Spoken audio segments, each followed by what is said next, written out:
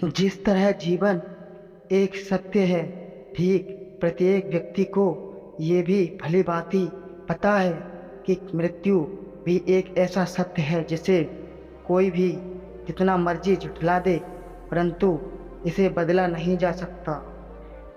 कहने का अर्थ है कि जिसने इस पृथ्वी पर जन्म लिया है, उसे एक न एक दिन अपने प्राणों की आहुति देनी पड़ती है। इस बारे में हम में से बहुत से लोगों ने कई बार अपने बड़े बुजुर्गों से कहते सुना होगा कि मृत्यु के बाद मनुष्य शरीर की आत्मा 13 दिनों तक अपने घर में ही रहती है। मगर ऐसा क्यों? इस बारे में क्या किसी ने सोचा है?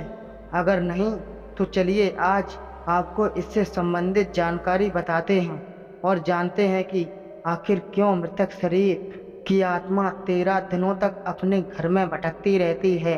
साथ ही साथ ये भी बताएंगे कि 13 दिनों तक मृतक के नाम की पिंडदान क्यों किया जाता है। बता दें कि गरुड़ पुराण में इस बारे में विस्तार से बताया गया है। गरुड़ पुराण में बताया गया है कि जब किसी व्यक्ति की मृत्यु होती है तो यमराज के यमदूत उसे अपने साथ यमलोक में ले जाते हैं। यहाँ उसके अच्छे और बुरे कर्मों का हिसाब होता है और फिर 24 घंटे के अंदर यमदूत उस प्राणी की आत्मा को वापस घर छोड़ जाते हैं। यमदूत के द्वारा आत्मा को वापस छोड़ जाने के बाद मृतक शरीर की आत्मा अपने परिजनों के बीच भटकती रहती है और अपने परिजनों को पुकारती रहती है, लेकिन उसकी आवाज़ को कोई नहीं सुन पाता। यह देखकर मृत व्यक्ति की आत्मा बेचैन हो जाती है और ज़ोर ज़ोर से चिल्लाने लगती है। इसके बाद आत्मा अपने शरीर के अंदर प्रवेश करने की कोशिश करती है, लेकिन यमदूत के पास बंदिश होने के कारण वह मृत शरीर में प्रवेश नहीं कर पाती। इसके अलावा गरुड़ पुराण की माने तो जब यमदूत आत्मा को उसके परिजनों के पास छोड़ जाते हैं तो उस समय उस आत्मा में इतना बल नहीं होता कि वो यमलोक की यात्रा पर जाए। गरुड़ पुराण के अनुसार किसी भी मनुष्य के मृत्यु के बाद जो 10 दिनों तक में जो कार्य किया जाता है उससे मृतक आत्मा के विभिन्न अंगों की रचना होती है और जो 11वें और 12वें दिन पिंडदान किया जाता है उससे मृतक आत्मा रूपी शरीर का मांस और त्वचा का निर्माण होता है। और जब 13वें दिन 13वीं की जाती है तो उस दिन मृतक के नाम का पिंडदान किया जाता है। उसी से ही वो यमलोक तक की यात्रा तय करते हैं। अर्थात मृत्यु के बाद मृतक के नाम का जो पिंडदान किया जाता है उसी से ही आत्मा को मृतलोक से यमलोक तक यात्रा करने का बल मिलता है। इसलिए ही गरुड़ पुराण में बताया गया है जब किसी मनुष्य की मृत्यु हो जाती है तो उसकी आत्मा 13 दिनों तक अपने परिजनों के पास घर में भटकती रहती है और उसके बाद आत्मा मृतलोक से यमलोक की ओर निकल पड़ती है, जिसे पूरा करने के लिए उसे 12 महीने यानी कि 1 साल का वक्त लगता है। इतना ही नहीं, मान्यता के अनुसार 13 दिनों तक मृतक के नाम का किया पिंडदान उसके 1 वर्ष के भोजन के समान होता है। पिंडदान न किया जाए तो क्या होगा? इसके अलावा बता दें, अक्सर लोगों के मन में यह सवाल भी जरूर आता है कि अगर किसी मृत व्यक्ति के नाम का पिंडदान नहीं किया गया तो क्या होता है। तो दोस्तों, आपको बता दें कि इसका भी वर्णन गरुड़ पुराण में किया गया है। जी हाँ, जिस मृतक व्यक्ति का पिंडदान नहीं किया जाता, यमदूत उसे 13वें दिन जबरदस्ती घसीटते हुए यमलोक की ओर ले जाते हैं और मृतक व्यक्ति की आत्मा को इस दौरान काफ़ी कष्ट उठाना पड़ता है। इसलिए हिंदू धर्म में मनुष्य की मृत्यु के बाद 13 दिनों तक पिंडदान करना आवश्यक माना गया है।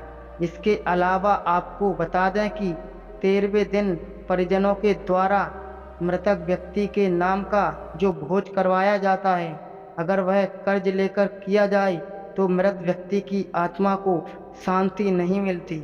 इतना ही नहीं, गरुड़ पुराण में यह भी बताया गया है कि जो व्यक्ति जीवित रहते हुए अच्छे कर्म करता है, मृत्यु के बाद उसकी आत्मा को यात्रा के दौरान यमदूत कोई कष्ट नहीं देते हैं, और जो व्यक्ति बुरे कर्म करते हैं उसकी आत्मा को यमदूत यात्रा के दौरान कई यातनाएं देता है और आत्मा को कई कष्ट भोगने पड़ते हैं।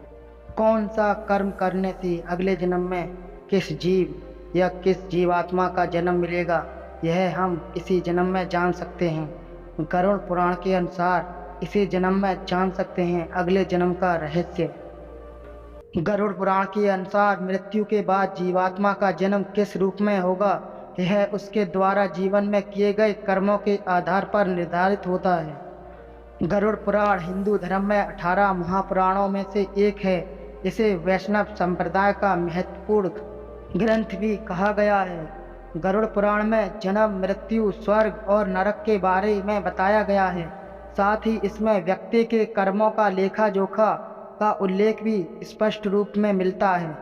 पुनर्जन्म के बारे में हम अक्सर सुनते हैं, लेकिन मृत्यु के बाद जीवात्मा का पुनर्जन्म कैसे और किस रूप में होता है, इसका वर्णन भी गरुड़ पुराण में किया गया है। गरुड़ पुराण ग्रंथ में भगवान विष्णु अपने पक्षी गरुड़ राज को इस बारे में बताते हैं। गरुड़ पुराण के अनुसार मरणोपरांत व्यक्ति का अगला जन्म किस रूप में होगा, यह उसके द्वारा जीवन काल में किए कर्मों के आधार पर निश्चित होता है। इसका अर्थ यह है कि अगले जन्म का रहस्य आपको इसी जन्म के कर्मों के आधार पर पता चलता है। जानते हैं गरुड़ पुराण के अनुसार अगले जन्म से जुड़े रहस्यों के बारे में। इन कर्मों से जुड़ा है अगले जन्मों का रहस्य। गरुड़ पुराण के अनुसार ऐसे लोग जो अपने माता पिता या संतान को दुखी करते हैं, वो अगले जन्म में धरती पर जन्म नहीं ले पाते, बल्कि इससे पहले ही कर्म में उनकी मृत्यु हो जाती है। ऐसे लोग जो महिलाओं का शोषण करते हैं या कराते हैं, वो अगले जन्म में भयंकर बीमारियों से पीड़ित होते हैं और शारीरिक कष्ट में जीवन बिताते हैं। वहीं ऐसा पुरुष जो किसी पराई महिला के साथ संबंध बनाता है, वह अगले जन्म में नपुंसक बनता है। जो लोग अपने गुरु का सम्मान नहीं करते हैं, उसे मरने के बाद नरक में तो जगह मिलती ही है, साथ ही ऐसे लोग अगले जन्म में जल के बिना ब्रह्म राक्षस के रूप में पैदा होते हैं, क्योंकि शास्त्रों में गुरु को ईश्वर तुल्य माना गया है। गरुड़ पुराण के अनुसार जो अपने जीवन में धोखाधड़ी और छल कपट करते हैं, उन्हें अगले जन्म में उल्लू के रूप में जन्म मिलता है। जो लोग किसी निर्दोष के खिलाफ झूठी गवाही देते हैं, उन्हें अगले जन्म में अंधेपन का शिकार होना पड़ता है। किसी की हत्या कर अपना भरण पोषण करने वाले, लूटपाट करने वाले या पशुओं का शिकार करने वाले लोगों को गरुड़ पुराण के अनुसार अगले जन्म में कसाई के हत्थे चढ़ने वाले बकरे का रूप मिलता है। स्त्री की हत्या या स्त्री का गर्भपात कराने वाले व्यक्ति को नरक की पीड़ा भोगनी पड़ती है और फिर व्यक्ति का अगला जन्म चंडाल योनि में होता है। तो इसी के साथ ये वीडियो यहीं समाप्त होता है। तो दोस्तों कमेंट में ज़रूर बताएं ये वीडियो कैसा लगा, और चैनल को सब्सक्राइब ज़रूर करें, क्योंकि सब्सक्राइब करने का कोई पैसा नहीं लगता है। तो इतनी अच्छी जानकारियाँ जानने के लिए चैनल को सब्सक्राइब करें और अपने दोस्तों और फैमिली के साथ शेयर करें। धन्यवाद। जय श्री कृष्णा। राधे राधे। जय श्री राम।